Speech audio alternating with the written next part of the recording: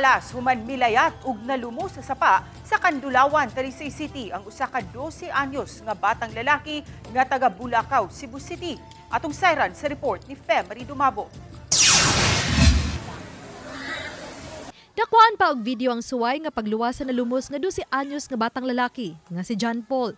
Gitabang pa kini, apan nakabsan gyud kini sa kinabuhi. Hinungdan nga grabing kasub-anan ang gibati sa pamilyang Bacos. Kay magsugat sila sa Pasko ug bag-ong tuig, nga kulang na sila tungod sa kamatayon sa katulon nilang anak. Matod sa inahan nga si Annalie Bacos, 41 anyos, nga wa gyud siya magdahom nga maabot sa sapa sa Kandulawan sa Talisay City ang anak nga si John Paul. Kay matod niya, kanunay niya kining pasidan-an nga dili magpasagad og pagkaligo sa dagat, sa swimming pool ug labaw na sa tanan sa sapa. Kay dili siya makamaong mulangoy. Niadtong Domingo, wa matod pa mananghid ang biktima nga mukuyog sa iyang mga silingang bata nga nangadto sa sapa sa Kandulawan. Pasado 2:00 sa hapon matod pa nilayat ang biktima dinhi ining parte sa Tinubdan River. Ambak daw siya una. Nya wa to basin sa pag-ambak niya, wa sa siya kay baw nga mabaw ulawm. Pero sa nang sapa diha mo mabaw din na siya or law na firme. Hilan kay na diya ma'am, lawm kay na diya ma'am. So daghan nang nakalas nga kinabuhi diha. Sa buhi pa siya or karon nga wala na.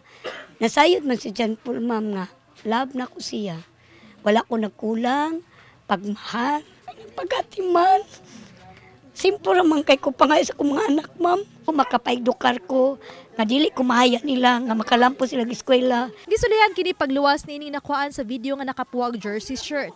Nga mao si John Boy Abindan, kinsa naagi lang sa dapit, alas 4 sa hapon na. Ambi ko ng PC para makasuot, makakuhaan ko mayo ilawom. Mo to gikuha na ko ang PC dito na siya lang nagapin eh. Kaptan ako diyan ni. Mo to gikuha na ko siya, walay nitabang nako. Dili pagkuha na ko diri ni dagan, gikuha na ko siya, gilang mo usa dito na ko sa gibutang. Nga ako pa sa antropildi nang siya. Wa nay plano pa nga magpaimbestigar ang pamilya sa kapulisan sa nahitabo og nadawat na nila nga disgrasya ang nahitabo silang anak. Apan panawagan nila sa Barangay Kandulawan nga unta alihan o pangitaan og paagi nga way mga bata nga makaambak o makapangaligo sa maong dapit aron wala nay kinabuhi pang makalas. May giladmon nga 12 ka tiil ang suba sa Tinubdan River sa Barangay Kandulawan.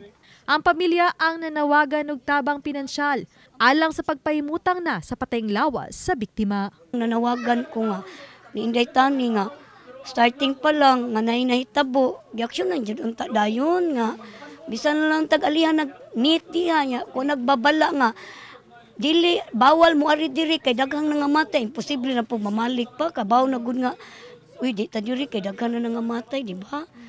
Nganong karon pa lang sa katapusan si John Paul Pajilas nakalas sa sobra na kong higpit sa akong mga anak. Uban ni Godfrey Relien, Marie Dumabo. Balitang Bisdak.